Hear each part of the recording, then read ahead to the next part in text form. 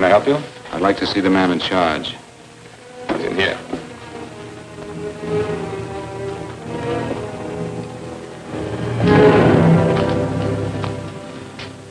I want to report a murder. Sit down.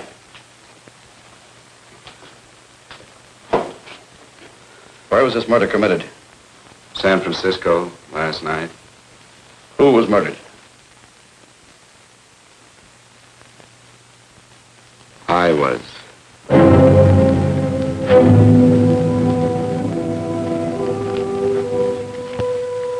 Well, do you want to hear me out or don't you, Captain? I don't have very much time.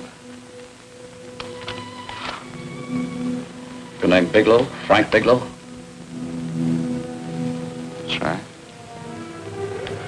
Answer the San Francisco APB. Send it direct to Inspector Bannon at Homicide. Tell him we found Frank Bigelow. Go ahead, Mr. Bigelow. Well, this involves some other people, Captain. A number of other people. You tell it any way you like. I live in a little town called Banning out on the desert. It's on the way to Palm Springs. I have a small business there. Paula, Yes, Mr. Bigelow. give me a copy of Miss Hollis's 48 tax return, will you? Oh, you better get the 47, too. Yes, Mr. Bigelow. I don't think we took any depreciation on that new equipment last year. No, we didn't. I remember you said we could include it all this year. Sure we can. Hey, Frank. Yeah, well. Peterson says he wants a financial statement before he can give me my loan. Hello, Kitty. I will. Well, I'm leaving for San Francisco today, but I'll be back in about a week. I'll take care of it for you then. Sure is a scorcher, isn't it? Well, I've seen him worse. Well, have a nice time, Frank. Yeah, thanks, Will. Paula, why don't you come down to the place and let me give you another permanent? Makes your hair so much easier to manage in all this heat. I can't afford it right now. Maybe next month. Yeah, here it is. No, we didn't take it. Well, we can do it this year. You work it out any way you think fit. Have a nice trip, Frank. Sure, Kitty. See you when I get back.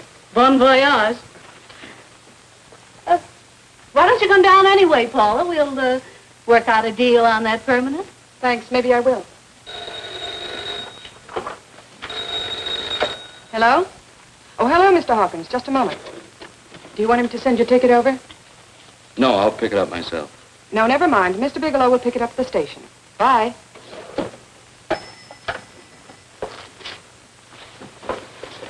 I want to go with you, Frank.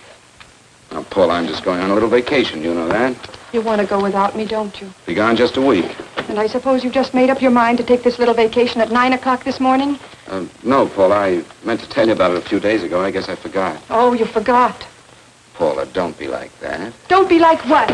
You just drop a little announcement that you're going away. Not tomorrow or next week or next month, but today. No explanations, nothing. And I'm supposed to swallow the excuse that you need a little vacation.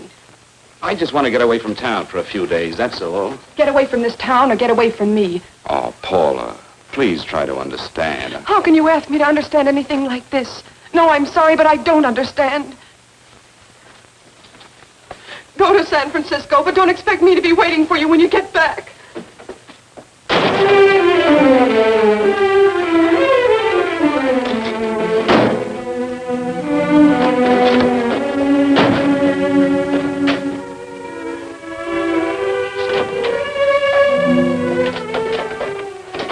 Paula, please, Paul. Come on, turn around, look.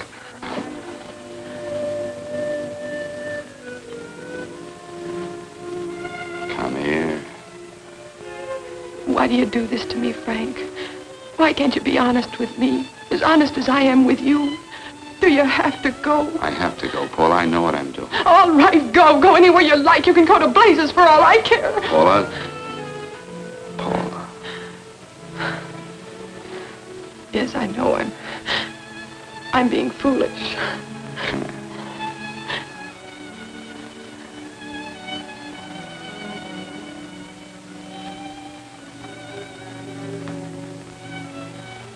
Come on, fix your face. We'll go down to Eddie's and have a drink. All right, why not?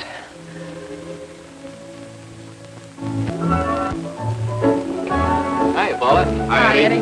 Give us a couple of cold beers, will you? Coming up. Hi. Come on.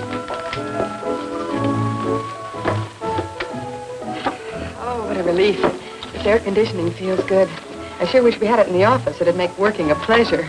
Well, if it stays this hot, don't bother going in the rest of the week. I win 2 races today. How many did you lose? Now, you would have to ask that. Kind of early for you two, ain't it? Too hot to work. That's what I like to hear.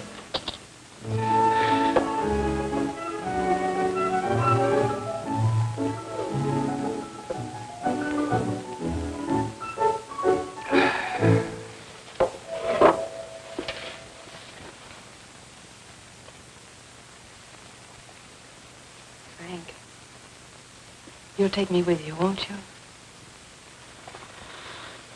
You will, won't you? Or am I crowding you? What do you mean, crowding me? Maybe you do need this week away alone. Maybe we both do. I know what's going on inside of you, Frank.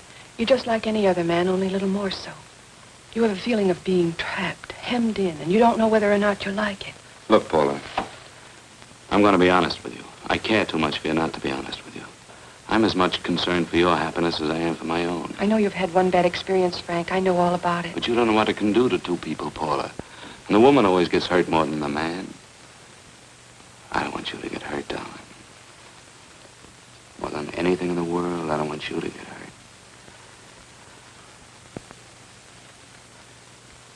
Want to hear some music? All right, Frank.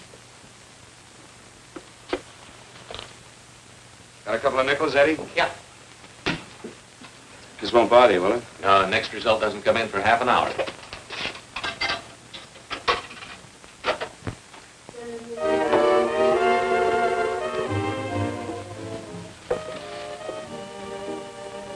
I thought that by now we'd be married. No, I'm not going to crowd you anymore, Frank. Go to San Francisco. I don't like it, but I'm convinced that you must go. I want you to be very sure, Frank.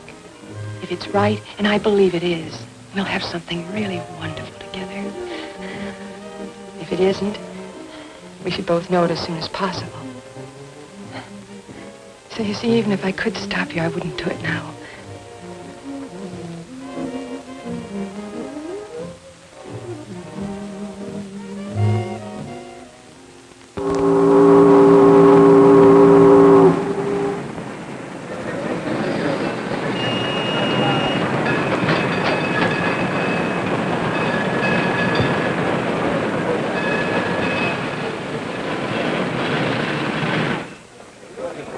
Yes, sir. My name is Bigelow. I have a reservation. Yes, sir.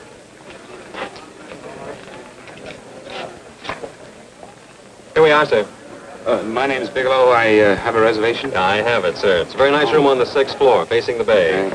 Boy, this might help you enjoy your stay, Mr. Bigelow. It's a little booklet on how to have fun in San Francisco. Oh, thank you. Very welcome, sir. Thank you. Say, is it always like this around here? No, this is market week, and it's the last day, too. Boy, always around until you need him. Oh, 517? Thank you. Here's a message for you, Mr. Bigelow. Long-distance call came in about an hour ago from Banning, from a Paula Gibson. Oh, thank you. Very welcome. Show Mr. Bigelow to 618. Right this way, Slide.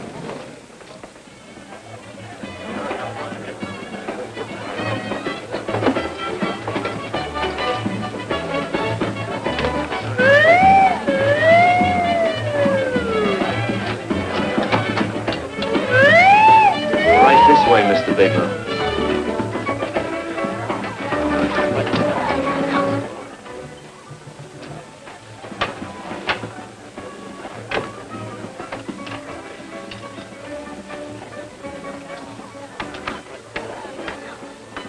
Is there anything else, Mr. Bigelow? Oh, yes, you can get me a dry Manhattan and a package of razor blades. Yes, sir. Thank you. Oh, and you can leave that door open. Hello, operator. I want to speak to Miss Paula Gibson in Banning, California. Yeah, that's right. No, I'll wait. Hello? Hello, Paula. Oh, hello, Frank. How was the trip? Fine, just fine. Having a miserable time, I hope. Well, I don't know. I just got in.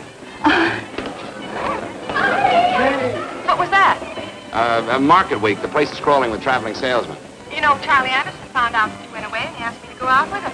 Oh, really? How did he make out? I'm considering it. Is that what you called to tell me? I'll have you know that this call is strictly business, Mr. Bigelow. Did a Mr. Phillips phone you? Eugene Phillips of Los Angeles. No. He will. He phoned the office 3 times today. Said that he wanted to get in touch with you immediately. He said it's most urgent and imperative that he reach you at once. What did he want? I don't know. But he sounded deep, dark, and mysterious and quite agitated about something. Phillips. Have we ever done any business with him? Not unless you've been keeping it a secret from me. I looked through all the accounts. Why did you tell him you could reach me here? You know I'm supposed to be on vacation. So you told me. And so I told him, dear heart. But the gentleman didn't seem to respect your temperamental moods the way I do. He was very insistent that he speak to you before it's too late, as he put it. Well, tell him you tried to get in touch with me and I've changed my plans and you can't reach me. He won't talk to me. I told him that I was your confidential secretary, but I guess I didn't sound confidential enough. So I told him that he could reach you there this evening. Well, call him back. If it's as important as he says it is, he'll talk to you. Otherwise, he'll just have to wait until I get home. My, aren't we adamant this evening? All right, shall do. And Frank, Yeah? I don't quite know how to say this. Say what? Well, what I want to say is that there's nothing you can do that you ever have to feel guilty about. Oh. Sure. Thanks, Paula. I'll call you tomorrow. Right.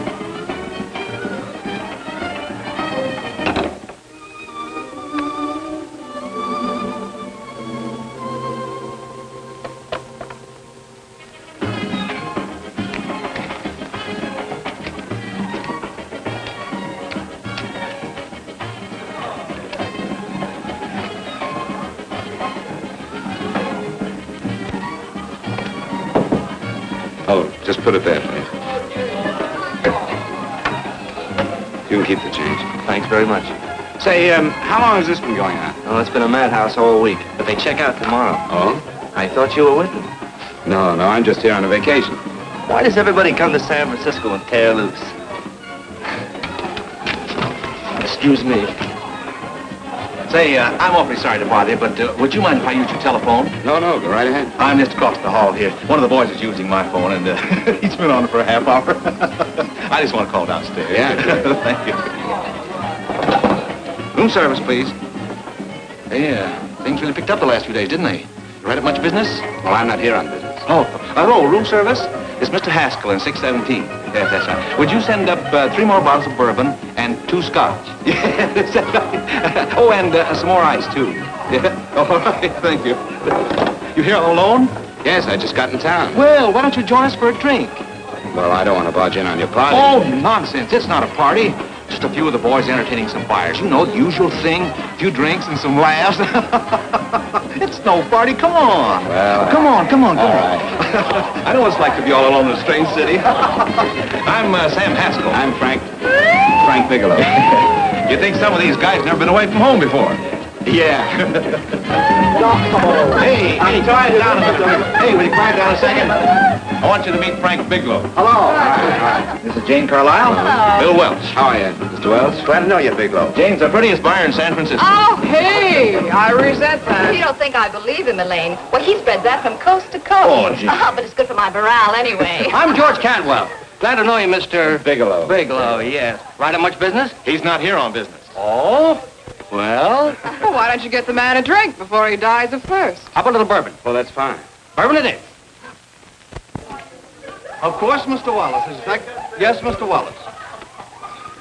But, Mr. Wallace, I'll need at least a week in Cleveland to visit all my accounts. I can't figure on being in Philadelphia until the 17th. Eddie, will you get off the phone? I want you to meet Frank Bigelow. How are you, That's his boss. He's been trying for an hour to get his expense account boosted. Yeah, the way this guy holds on to $1, you'd think they weren't printing them anymore. Yes, Mr. Wallace. I'm leaving here the first thing in the morning. Yes, sir. Oh, keep your hips loose, Harry, like this. Oh, yeah. How's he doing? Oh, there's nothing wrong with Harry's drummer. The 2 years ago, the Murrays wouldn't shoot. Hey, now, wait a minute. I was doing all right there. This is Sue and Harry Brandon. Hello, good to meet you. How are you? Where'd you find her, Sam? On a dance marathon? Bourbon. Really? Oh, Say, thanks. I'll bet you could do the rumba. Well, a little, but I'm kind of rusty. Anything would be an improvement after Harry. Oh, how do you like that? Well, here goes. Hey, you're good. Oh, my wife, she's a good dancer, isn't she, Bigelow? oh, yeah. Fellas, I thought you were going to show us a good time tonight. Is this doing the town? That's right. We practically bankrupt our stores to buy everything you've got. Then you keep us in this hotel room. I agree. This is my last night to howl before I go back to being a dutiful housewife. Well, it looks like we're stuck, boys. This is where we blow all our commissions in one night. And you're coming with us, Bigelow. Oh, no, thanks. You run along. I've got to get unpacked and have dinner. Oh, no, you're not going to get away from me. Now that I found a man who can dance, I'm going to hang on to him.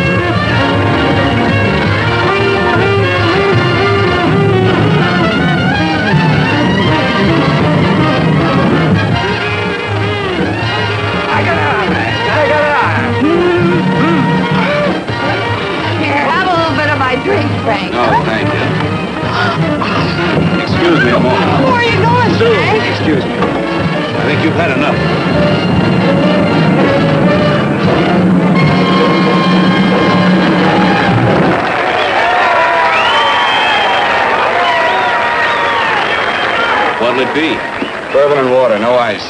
Nice, quiet place you got here. Wait till we hit the pitch in about an hour. That's when they really go out of their minds. Who's the blonde? Oh, she's one of the chicks that hangs around here. She's jive crazy. Come again? Oh, you ain't hip, pal. Jive crazy means that she goes for this stuff. Just between you and me, I don't get it either, but I gotta listen to it. They're all connoisseurs, music lovers. Me, I like Guy Lombardo. What's the matter with him? Oh, he's flipped. The music's driving him crazy. Come down, Jack. Oh, don't buy me, man. I'm being in light. Is the blonde alone? Oh, sure, society. She always comes in alone. Drives a big convertible, wears a mink coat, but knows everybody. But she always comes in alone. Thank you. I wanted to kiss you. I tried to... Give me another blast, Leo. When you... What's your story, Jeannie? Easy.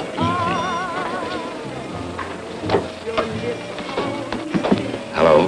Easy. Dig the fisherman. Oh, that's really silk, isn't it? Can I buy you a drink? Sure thing. Give me a glass, Leo. Leo, I left my blast at the other end of the bar.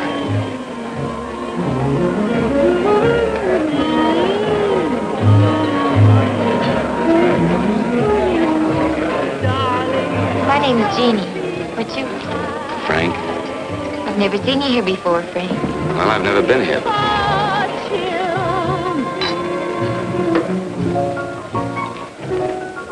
This isn't mine. Mine was bourbon. Well, sure it is. You saw me pour it.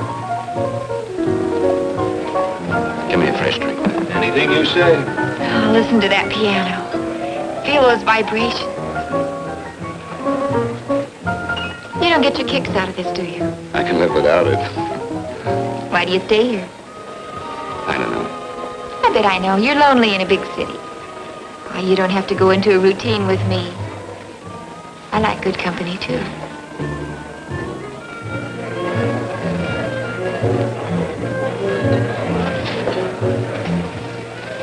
Say, there are some people there I want to avoid. Couldn't we get out of here? Let me think about it. Oh, come on. How about going somewhere else, huh? Why don't you meet me later? Okay. Where? I tried to forget you, but you whispered, darling, I love. Call me at that number later. It's my next stop. They've got a band there that'll really send you. See you, Jeannie.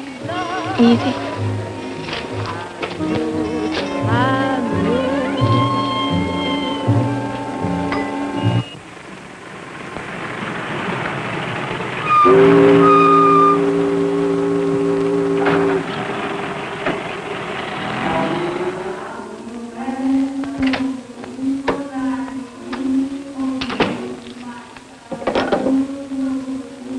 Never mind, operator.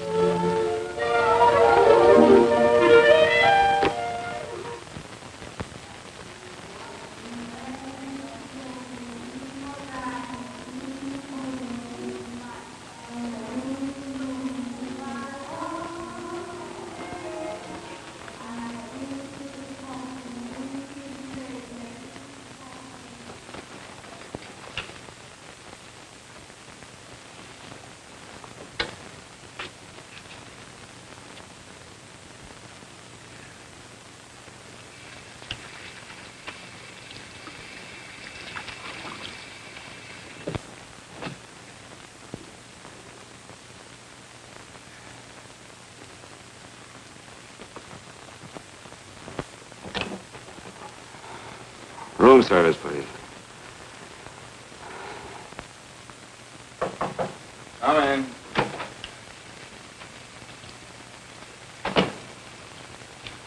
Be right with you, waiter. Yes, sir. Rest well, sir? Yeah, sure. May I? Go ahead. It's on there for you. Thank you, sir.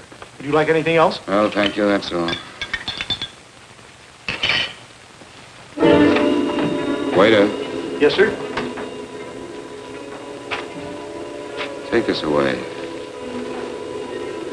Is there anything wrong, sir? No, just take it away. I don't even want to look at it. Are you all right, sir? Yeah, sure. All right, I just had too big a night, I guess, that's all. Need some fresh air. Of course. Thank you, sir.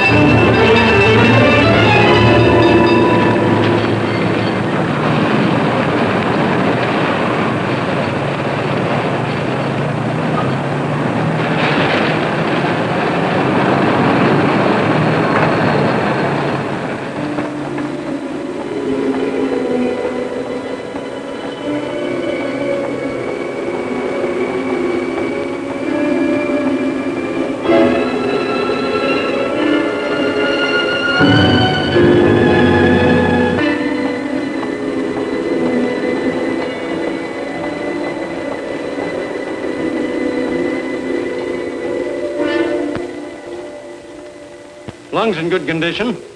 Blood pressure normal. Heart fine. Well, it's a good thing everybody isn't like you, Mr. Bigelow. Put us doctors out of business. I'm glad to hear it, Doctor. I was a little worried. Don't let a little bellyache worry you. Could be just the change of climate. Well, it isn't exactly an ache, Doctor. It's kind of hard to describe the feeling. Maybe it was the drinks I had last night. I might have mixed them too much, huh? Let's have another look at that throat. You may finish dressing now, Mr. Bigelow. I want to get the results of those tests we took. Thank you, Doctor.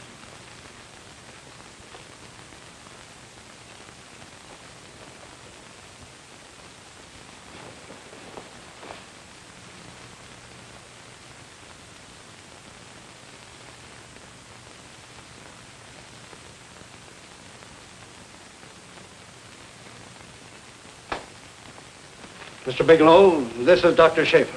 Hello, Doctor. How are you? Sit down, Mr. Bigelow. According to the information you gave Miss Wilson, you're not married, Mr. Bigelow. That's right. Do you have any relatives, family, anyone in San Francisco? No, no one. I don't know a soul in San Francisco. Where is your home? What is this, Doctor? Why all the questions? You're a very sick man, Mr. Bigelow. Sick? But you told me I was in good shape. Yes, I know. But my preliminary examination didn't reveal your true condition. You sound as if it's pretty serious, Doctor. It's extremely serious. I want you to understand that we wouldn't tell you something like this unless we were absolutely certain. Well, of course, of course. You must steel yourself for a shock, Mr. Bigelow. Well, go on, Doctor. What is it you're trying to tell me? Our tests reveal the presence in your body of a luminous toxic matter. What is that exactly? A poison that attacks the vital organs. Poison? We have no alternative but to tell you this. Your system has already absorbed sufficient toxin to prove fatal. I wish there was something that we could do. What do you mean, wish? You mean there's nothing? There is nothing anyone can do. This is one of the few poisons of its type for which there is no antidote. This is fantastic. This is the most ridiculous thing. You don't have very long. What do you mean? A day, possibly a week, 2 weeks at the outside. It's hard to say exactly. Well, this is impossible. I don't believe it. You've made a mistake. That's it. It could be a mistake, couldn't it? You have made a mistake, haven't you? Answer me. Dr. Schaefer is an authority on toxicology. Been no mistake, Mr. Bigelow. Do you realize what you're saying? Well, you're telling me that I'm dead. Do you think you can explain my life away in just a few words? Why, I don't even know who you are. Why should I believe you? You must calm yourself, Mr. Bigelow. We want to offer you every assistance that we... Assistance? Who wants your assistance? Who wants anything from you? You're nothing but a couple of phonies. Why, I think you're crazy. That's it. You're crazy. The both of you. You're crazy.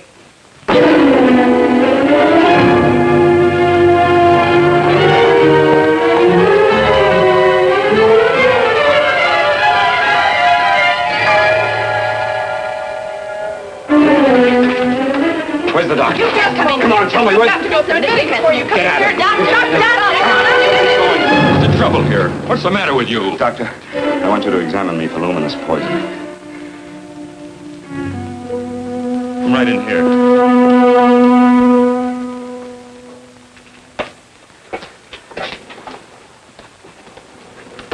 Yeah, you've got it all right.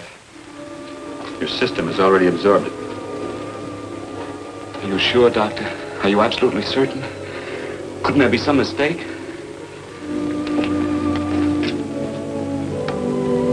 There it is. Toxin is actually luminous in the dark. Now there's no doubt about it, Bigelow. I don't feel sick. My stomach is just a little bit upset.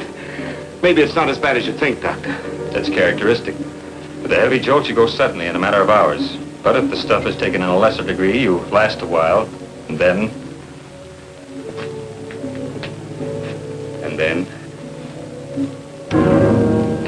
Give it to me straight, Doctor.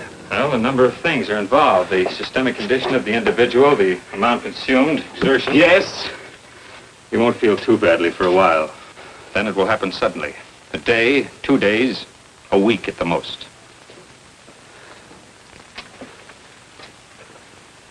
A day. 2 days. There's nothing that can be done now. If it had been caught in time, your stomach could have been washed out. But you've had it in you for some time now. For at least 12 hours, haven't you, Bigelow? I don't know. You don't know? No. Don't you know how you got it? No. This is no accident. Somebody knew how to handle that stuff. That wax is tasteless and odorless. The amount of alcohol in your body, you must have got it in liquor. I was drinking last night. Arrange for your admission to the hospital immediately. Of course, I'll have to notify the police. This is a case for homicide. Homicide? I don't think you fully understand, Bigelow. You've been murdered.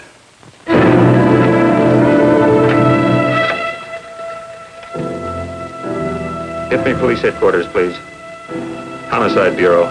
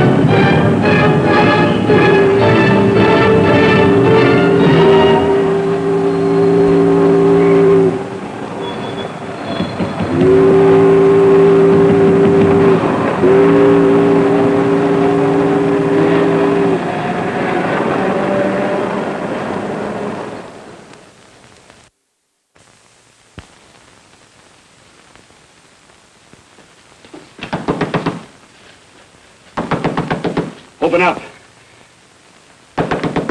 Open this door, I tell you. Open it up or I'll break it down. Where are those men? Where are those men who were here last night? I don't know. There are no men here. Please go away. Don't lie to me. Where are they? Mister, this lady just checked in. Those men aren't here no longer. They checked out the hotel early this morning. Checked out? Please go away. I'm sorry. I'm terribly sorry.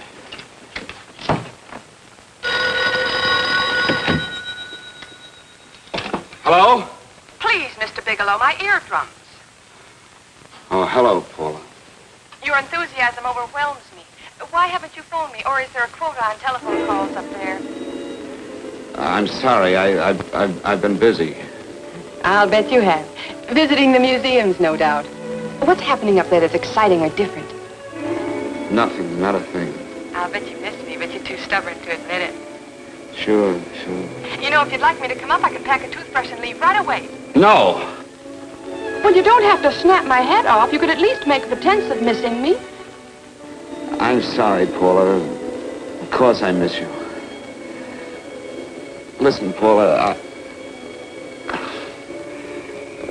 Paula, it's just that I don't feel like talking now. I'll call you later. Don't strain yourself. You phone me sometime when you feel more like talking. Oh, by the way, I called that Mr. Phillips back. Phillips? Yes, you know, the man that tried to reach you. Well, I'm afraid you'll never know why it was so important that he speak to you. His office said he died yesterday. Frank, are you there? Did you hear me? Died? When?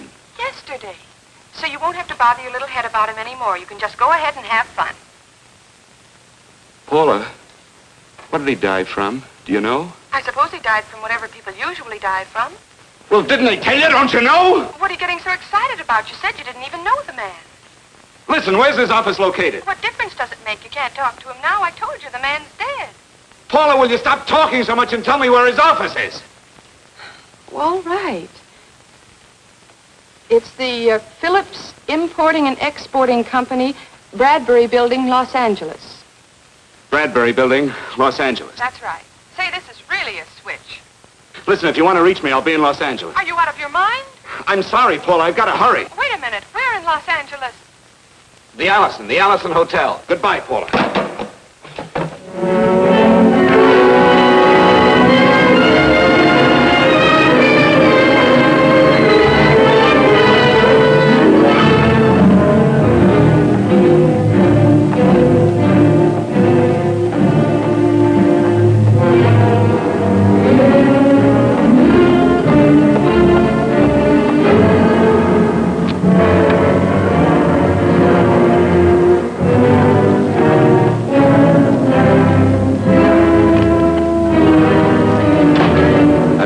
Someone in charge here. What is it in regard Well, to? it's a personal matter. It's quite urgent.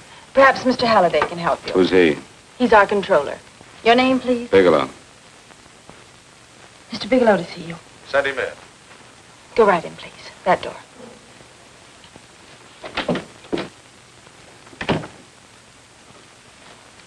Mr. Bigelow? How are you, Mr. Halliday? What can I do for you? Well, Mr. Phillips phoned my office several times yesterday. I'd like to find out what it's all about. You know Mr. Phillips died yesterday? Yes, I know. Well, I don't understand. If he phoned you, didn't he tell you what it was about? Well, he didn't speak to me. I wasn't in my office at the time, and he wouldn't tell my secretary. Well, I'm afraid I can't be of much help, Mr. Bigelow. I've no idea why Mr. Phillips tried to reach you. I'm sorry you had to make the trip for nothing. How do you know I made a trip? I didn't say anything about making a trip. I merely said he phoned my office. My office could be here in Los Angeles. Miss Foster, Yes? didn't you mention something yesterday about Mr. Phillips speaking with Mr. Bigelow in San Francisco? I said that he had phoned Mr. Bigelow's office in Banning, but that Mr. Bigelow was staying at the St. Francis Hotel in San Francisco. I'm sorry you misunderstood me. Do you know why Mr. Phillips called? No, I don't. All right, thank you, Miss Foster. You can understand that we've been somewhat upset around here. Now, if you don't mind,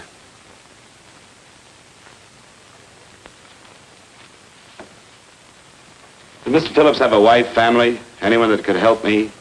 you can't intrude on people at a time like this just to satisfy some curiosity. It isn't just curiosity. Then I suggest you wait a week or so. I can't wait. Well, I'm sorry you'll have to. Well, there's always a phone book. You're a pretty aggressive fellow, Bigelow.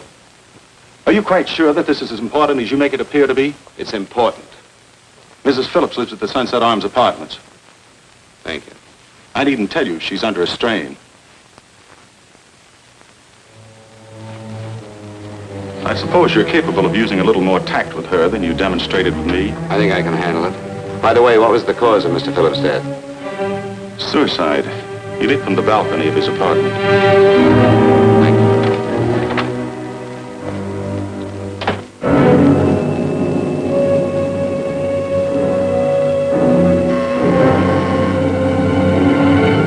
Come in, Mr. Bigelow.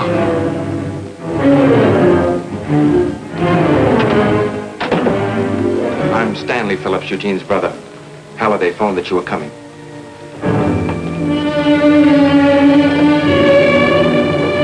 This is my sister-in-law, Mrs. Phillips. I'll try to make this as brief as possible, Mrs. Phillips. I'm afraid I can't be of any help to you, Mr. Bigelow. I haven't the slightest idea why my husband wanted to speak to you. I guess Halliday covered just about everything. Did your husband ever mention anything about me, Mrs. Phillips? Anything at all? No. I can't recall Eugene ever having mentioned your name.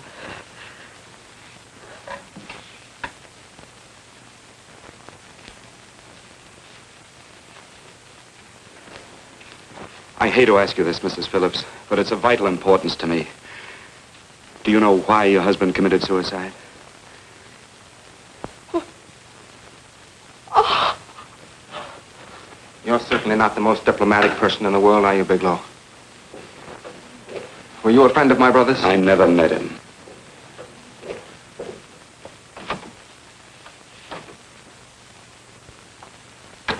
My brother was in a jam, a pretty bad jam. He was arrested 2 days ago. He sold some iridium to a dealer by the name of Majak. It's a very rare metal, very costly. Anyway, the iridium turned out to be stolen. He was released on bail yesterday, but he faced a pretty stiff prison term. And have committed suicide for less. Yes, I know. That's how the police feel about it. What puzzles me, though, is this crooked deal. Knowing Eugene, you wouldn't say he's the type of man to be mixed up in anything like that, now would you? I told you I never met him. That's right, so you did. Now, what's this all got to do with you, Bigelow? I don't know. Let's come clean with each other, Bigelow. Surely you must have some idea why my brother was so desperate to contact you. I have no idea. That's odd. Then how could it be of such vital importance to you? Well, you seem to know the answer to everything else. Maybe you know the answer to that one, too.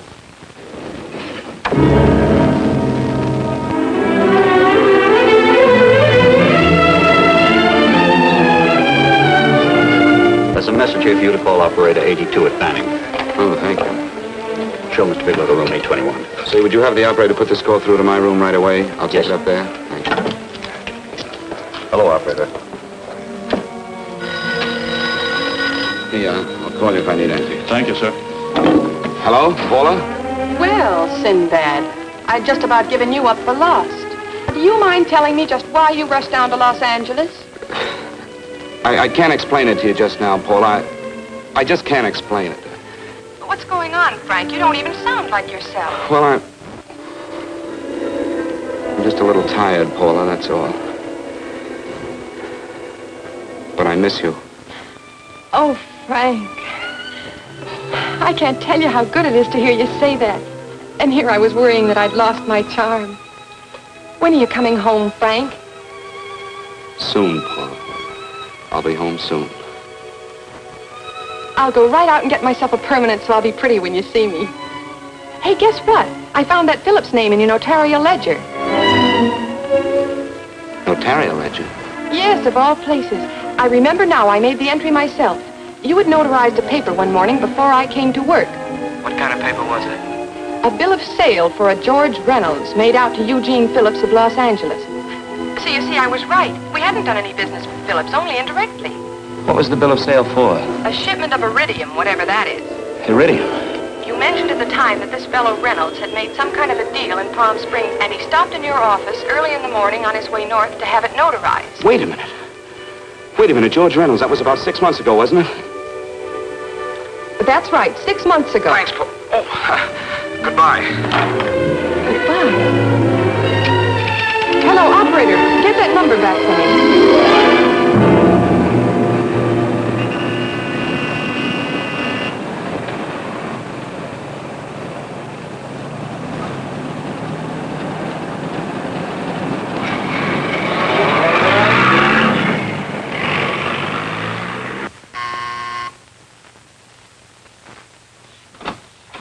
I've got to talk to you, Mrs. Phillips. Please, go away. I want to be left alone. But I found out why your husband wanted to see me. It was in connection with a bill of sale. Come in. Thank you. What do you know about a man named George Reynolds? George Reynolds? Yes. Why, that's the man my husband claimed sold him the iridium. And what did Reynolds claim? Reynolds disappeared. Yes? About 2 months ago, my husband grew suspicious that something was wrong. Since then, he tried in every way to locate Reynolds, but could find no trace of him. But I don't get it. Your husband could have proved he made a legitimate deal by showing the bill of sale he got from Reynolds. Then there was a bill of sale? Yes, of course there was. My husband swore there was, but at the time of his arrest, he couldn't find it. It was mysteriously missing. Well, then if your husband could have shown proof, it would have been George Reynolds who would have faced the prison term. Eugene was convinced that Reynolds had stolen the bill of sale. He was the only one who had reason to eliminate evidence of the transaction. Thank you, Mrs. Thank you very much. You've been very helpful. Oh, if you'd only come sooner, Mr. Bigelow. My husband might be alive today. I know.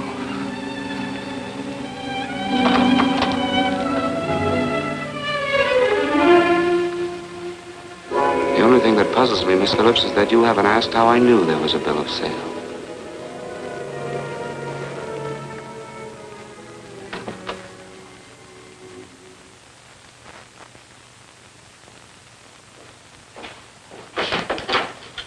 Mr. Holliday isn't in. He should be back shortly. I think you're the one who can help me, Miss Foster. Mr. Phillips tried to reach someone else before he called me yesterday, didn't he? Why don't you ask Mr. Holliday? Obviously, Mr. Holliday wasn't here yesterday, or he wouldn't have had to learn from you that Phillips called me. And you're the logical person to know who else Phillips called.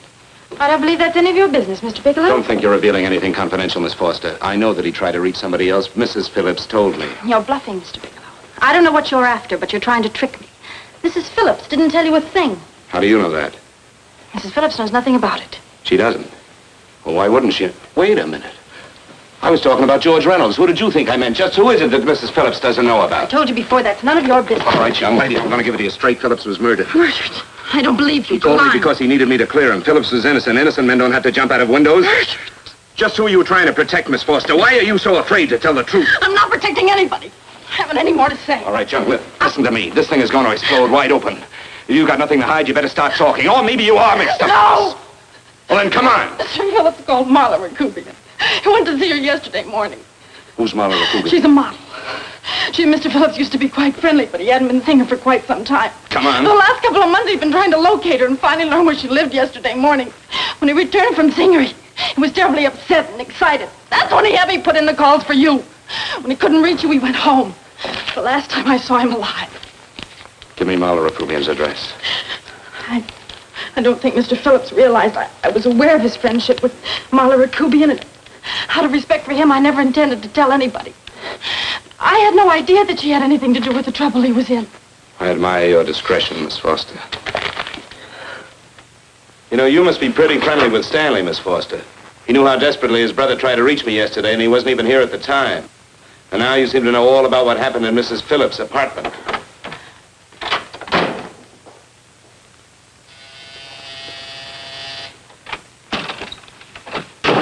Miss Rakubian? Yes? What do you want? Get out of here or I'll call the Go police. ahead, call him. Oh, go ahead, call him. Going on a trip, huh? Yes, going away for the weekend. Sailing for Buenos Aires tomorrow, some weekend. I'll send you a postcard. Now get out of here. Who are you going with, George Reynolds? Never heard of him. I suppose you've never heard of Eugene Phillips either. Just who are you? What do you want? Never mind who I am. Where's Reynolds? I told you I don't know him. Now will you get out of here and leave me alone?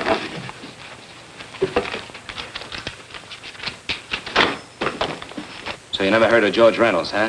And don't try to tell me that this isn't him because I've seen him. If you think you can scare me, you're crazy. Look, I know that Phillips came here yesterday. And right after he left, he was pushed out of a 6-story window. Pushed? Phillips committed suicide. Your playmate Reynolds murdered Phillips. Then he went up to San Francisco to get me. Because I knew about a certain bill of sale.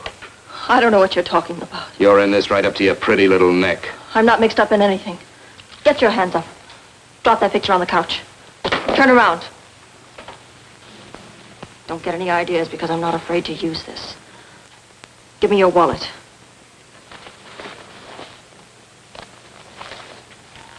Frank Bigelow, Hotel Alex. All right, now where's Reynolds? I don't know. I don't know where he is. Is that what you told Phillips yesterday? I told him exactly what I'm telling you. I haven't heard from him in months. Yeah? Well, you're mighty careful of the picture of a man you haven't heard from in months. What does the Ray stand for? It was a pet name. Do you mind? Oh, it sounds very cozy, Miss Rakubian. You and Reynolds call each other pet names while you make a sucker out of Phillips. Phillips made the deal because he wanted it. Yeah? I'll bet you weren't above using what it takes to help make him want it. Who's paying for this trip? I am. Really? A first-class trip to Buenos Aires on a model's salary. Don't make me laugh. Since you and Reynolds aren't seeing each other anymore, you don't mind if I keep this to you. If I were a man, I'd punch your dirty face in. You know, I really believe you would. Oh, I almost forgot. Your tickets. Don't be surprised if I'm there to see you off.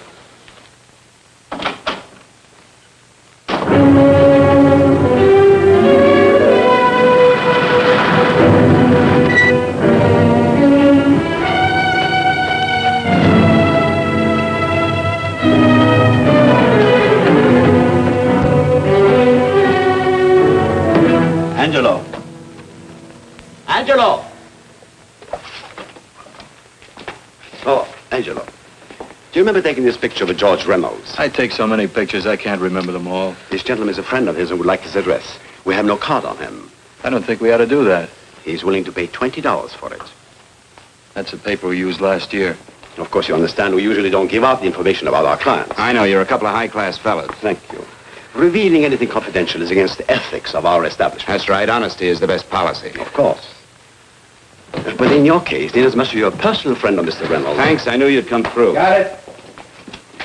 Here it is. We don't have his address. He must have called for the picture. But he couldn't have been a very good friend of yours, mister. Because his name is not George Reynolds. It isn't? Well, what is it? It's a... Oh, huh? Oh. Here. It's Raymond Rakubian. Rakubian? What's so unusual about that? The picture's signed Ray, isn't it? Yeah. Yeah.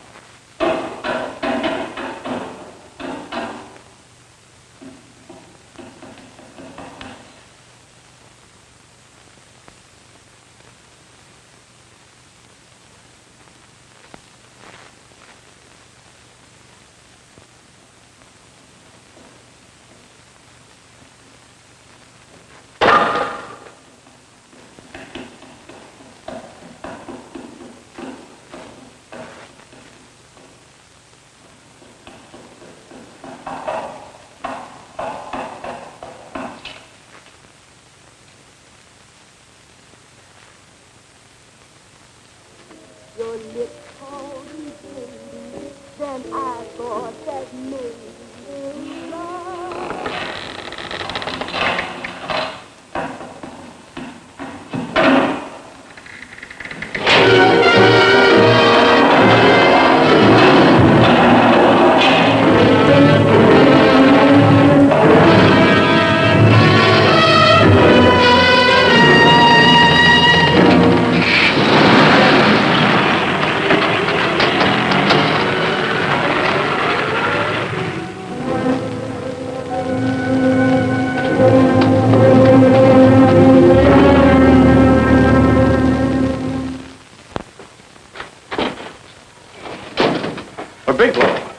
Are you all right?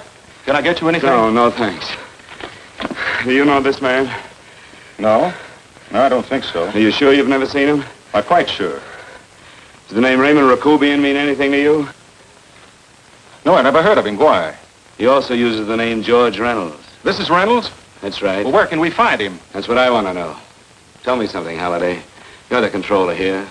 How come you didn't know about that bill of sale? Phillips made that deal before I came to work here. Yeah, but you still keep records, don't you? For some reason, which is none of my business, Phillips preferred to keep that among his personal papers. Now, does that answer your question? You came in here today asking for some information that you needed, and I tried to be as cooperative as I could. But now you're beginning to annoy me. So get out before I throw you out.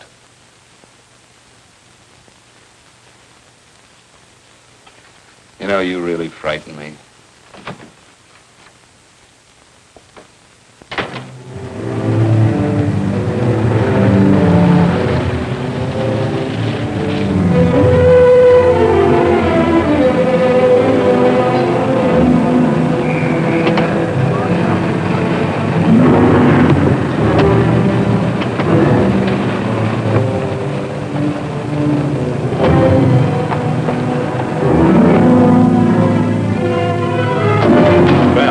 time you showed up, Bigelow. Go ahead, Dave.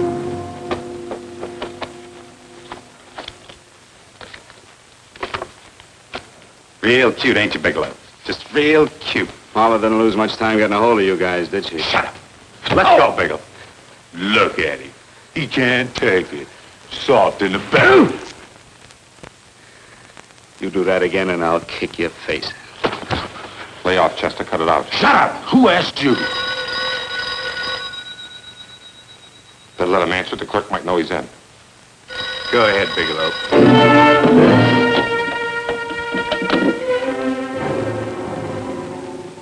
Hello? Frank. Frank, why did you hang up on me? I've been trying to get you for hours. I'm sorry, Paula. I was in a hurry. Well, don't be in such a hurry this time. You didn't give me a chance to finish what I had to say. I wanted to tell you that McGowan was in hollering his head off because you didn't go over the books. Tell McGowan to get another auditor. Sure. Sure, I'll just do that little thing and lose the best paying account we've got. Do as I tell you, Paula. Frank, are you drunk?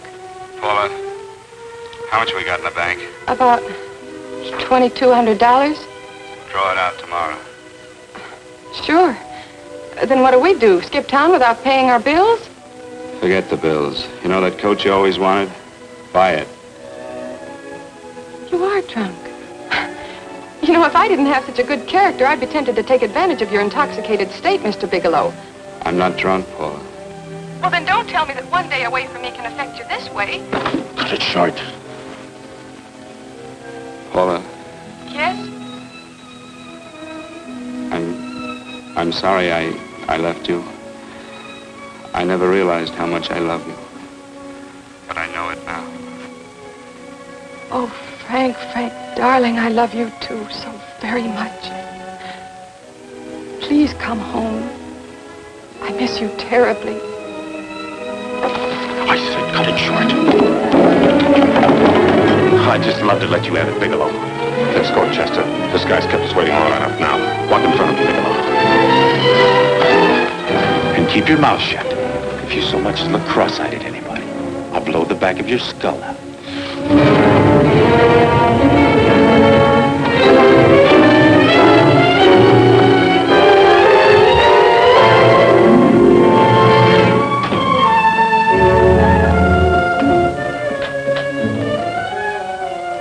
Bigelow's real cute.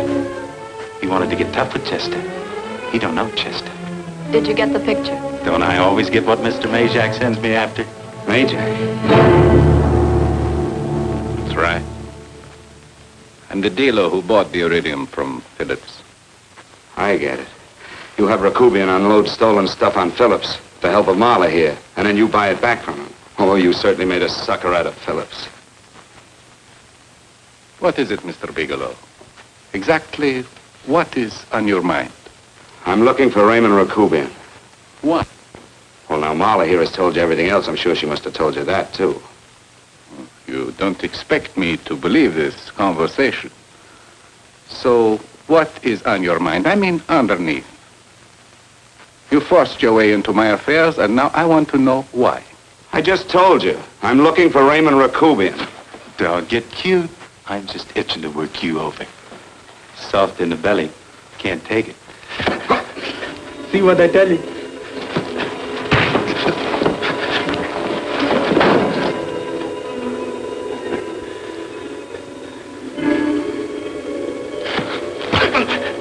Can't do that to Chester. I'm gonna blow your guts out. Easy. Lay off, Chester, not now. Look at him. He's so scared of Chester, he'd talk now. He's not afraid, Chester. You can tell from a man's eyes when he is afraid. Look at his eyes.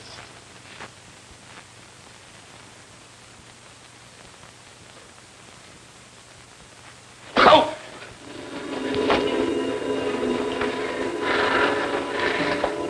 I'm telling you, Majak, you better keep him away from me or he's really going to have to use that gun. Go away, Chester, please. Do what I tell you, my boy. Please. And help Dave. Joe.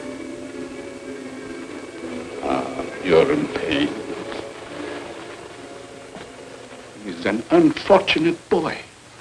He's psychopathic. He's unhappy unless he gives pain. He likes to see blood. Come with me, Mr. Bigelow.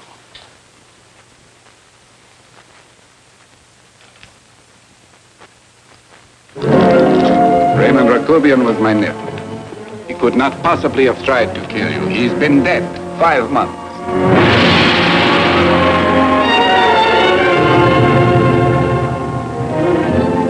I'm afraid you have been sidetracked. Provided it is true that somebody made an attempt on your life. Somebody made an attempt again today. I had no reason to kill you, believe me. What do you mean you had no reason? I notarized a certain bill of sale. You notarized the bill of sale for Reynolds, not Rakubian. Now, what I told you was true. I had no reason to kill you. That's a closet, Mr. Bigelow. And under other circumstances, you could go home now. But now you present a problem. You know too much, and I am in danger. Chester! Suppose I were able to prove to you that I only want to find the person who tried to kill me. And I won't cause you any trouble. You know I can go to jail for 10 years for this little business. 10 years. At my age, that's my life. That means my entire life. With my life, I do not take chances. I am sorry, believe me. You want Joe to go with you? No.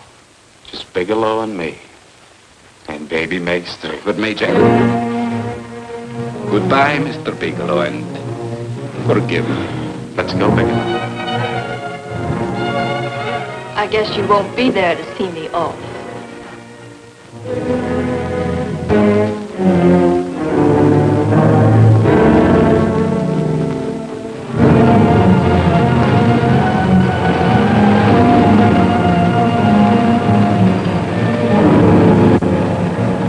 You tried to make a boob out of me in front of Major. You shouldn't have done that, Bigelow. I don't like that. I'm going to enjoy this, Bigelow. I've done jobs like this before.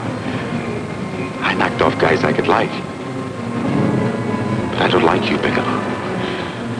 I never liked that puss of yours from the minute I seen it. Yeah. I'm going to enjoy this.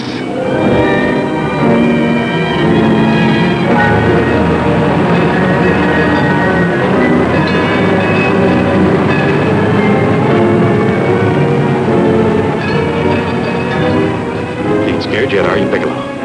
But you'll be scared. Good and scared. I think I'll give it to you in the belly. You don't like it in the belly?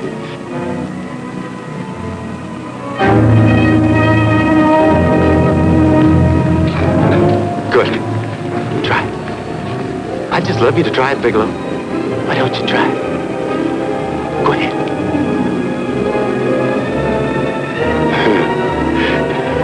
Didn't have the nerve, did you, Bigelow? I think I'll give it to you right in the belly.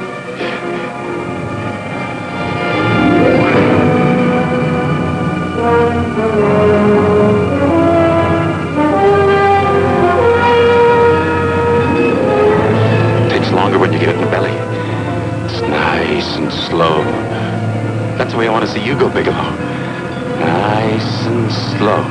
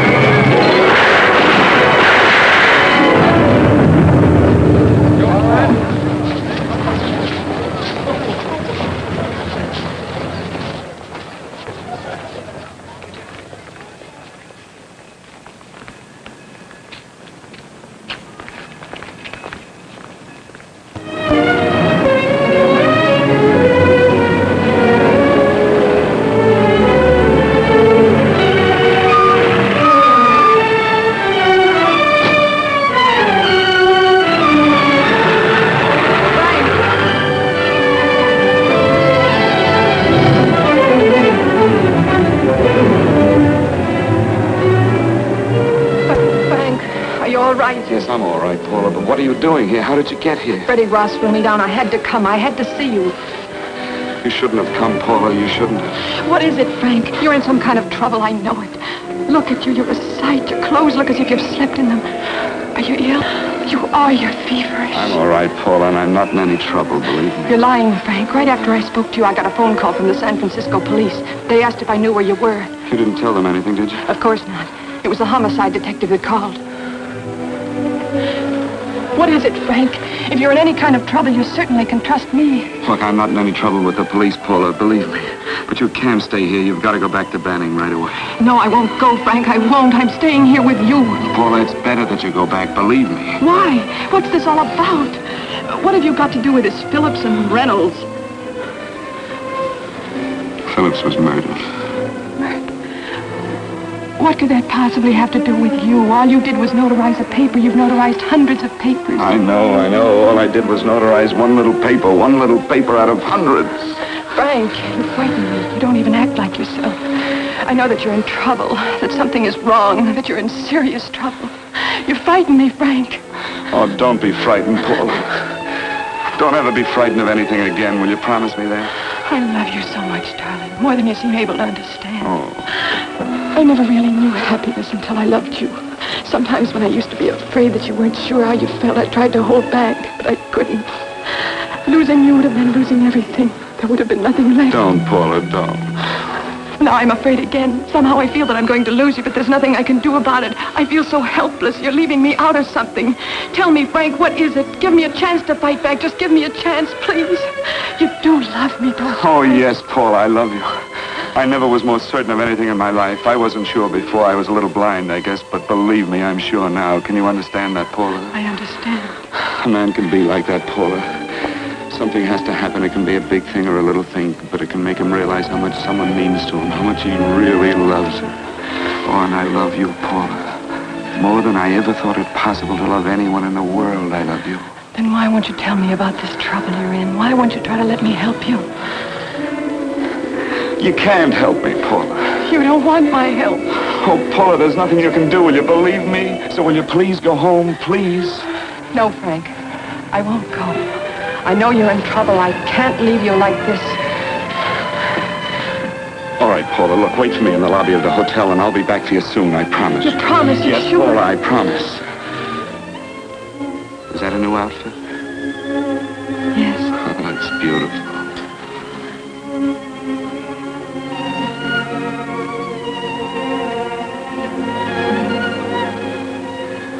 You'll come back to me, won't you, Frank? Yes, Paula, I'll come back, I promise. Please hurry, darling. Oh, I love you. I love you, Paula.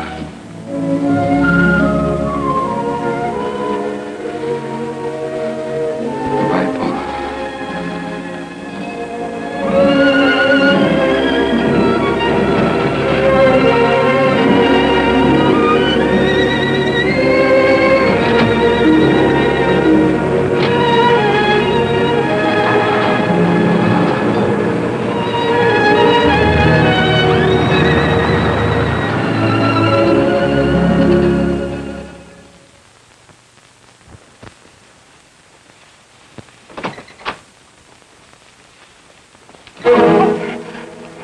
Stanley here?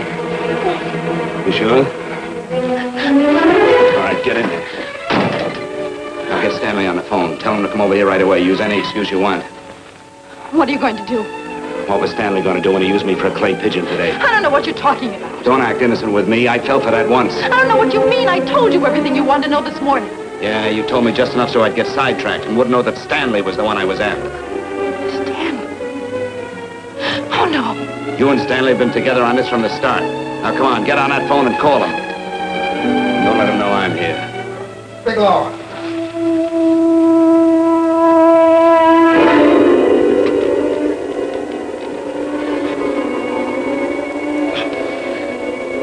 You've been sidetracked, all right. But it was the poor bereaved little widow who did it. We're supposed to have found this letter this afternoon. It's in my brother's desk at the office. It's postmarked 2 years ago. It isn't exactly the kind of a letter that a married woman gets from a casual friend. I'm sure my brother wasn't aware that they were so well acquainted when he hired Halliday. What's the matter with him? He hasn't felt right since dinner. Where did he have dinner? At Mrs. Phillips' apartment. Halliday was there, too, and Stanley confronted them with that letter. Did you have anything to drink? Yes, why? How long ago? Half an hour ago, just before I came here. Miss Foster, get on the phone, call the emergency hospital. Have them get an ambulance over here right away. What? Tell them to prepare a stomach wash for luminous poisoning. Luminous poisoning? Come on, do what I tell you. You may still have a chance to save his life. Go on!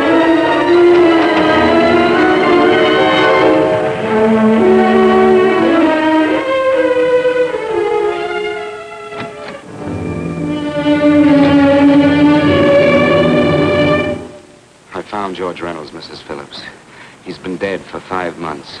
Then he didn't steal the bill of sale. No, he didn't. But you could have stolen it. How dare you? You knew who I was when I came here today. But you were surprised to see me alive, weren't you? But I'm not alive, Mrs. Phillips. Sure, I can stand here and talk to you. I can breathe and I can move. But I'm not alive. Because I did take that poison. And nothing can save me. What are you going to do? I kill you now, I have nothing to lose. No, you've got to listen to me. You've got to give me a chance. But I didn't have a chance. It was Halliday. Believe me, it was Halliday. He made me steal the bill of sale. He planned everything. What about this letter? Your husband knew about you and Halliday. He found it only yesterday. He accused Halliday. They fought, and Halliday pushed him over this balcony. And why me? Why did he want to kill me? Because you could have proved there was a bill of sale, that my husband had no reason to commit suicide. Halliday was desperate. After he killed my husband, he found out about the phone calls to you. He thought you spoke to him, that you knew enough to involve him.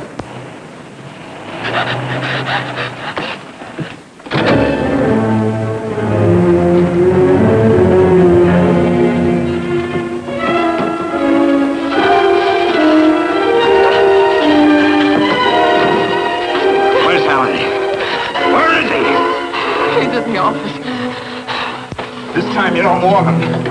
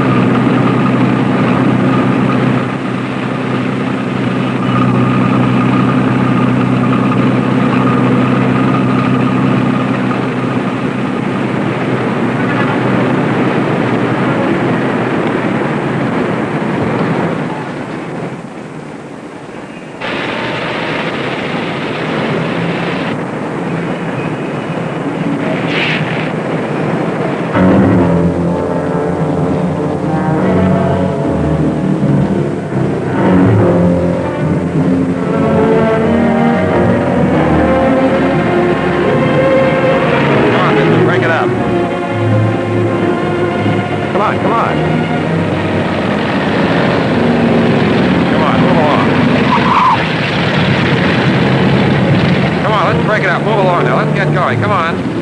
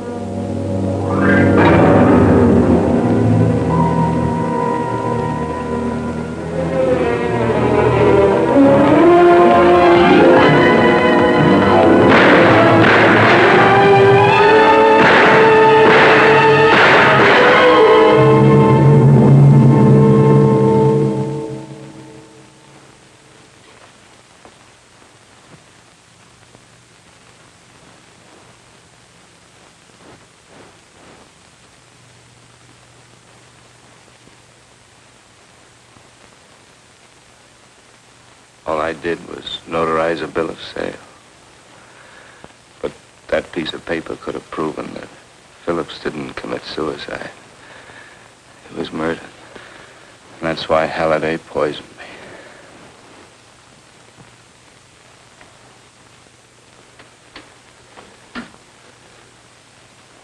Would you?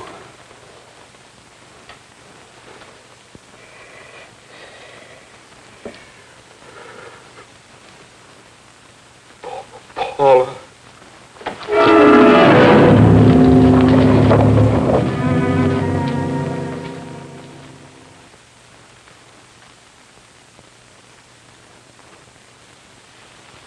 Call the morgue.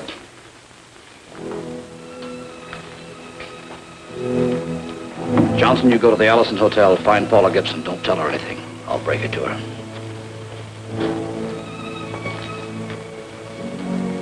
How shall I make out the report on him, Captain? Better make it dead on arrival.